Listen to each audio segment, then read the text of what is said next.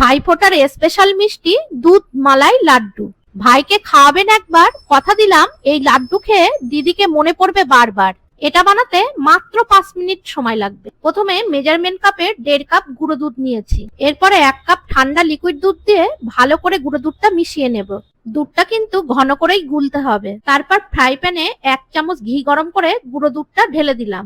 এরপর গ্যাসের আঁচটা একেবারে লোতে রেখে অনবরত নাড়তে হবে, নয়তো দুধটা তলায় লেগে যাবে আর লাড্ডুগুলো সাদা হবে না। সুন্দর একটা সেন্টের জন্য দিয়ে দিলাম এলাচ গুঁড়ো। 3-4 মিনিট নাড়তে নাড়তে দেখবে এরকম ফ্রাই প্যান থেকে ছেড়ে আসছে আর একটা ডোয়ের মতন তৈরি হয়েছে, তখন নামিয়ে নিতে হবে। এরপর এটা ঠান্ডা হয়ে গেলে 1/2 কাপ কোকোনাট পাউডার দিয়ে খুব ভালো করে মেখে নিলাম। তোমরা চাইলে কোকোনাট পাউডারটা বাদ দিতে পারো। গুঁড়ো দুধটা মিষ্টি হয় বলে আমি আর এখানে মিষ্টি দিলাম না। তোমরা চাইলে 3-4 চামচ চিনি গুঁড়ো করে এর সাথে মেখে লাড্ডুর আকারে শেপ দিয়ে নিতে পারো। এটা মুখে দেওয়ার সাথে সাথেই মিলিয়ে যাবে।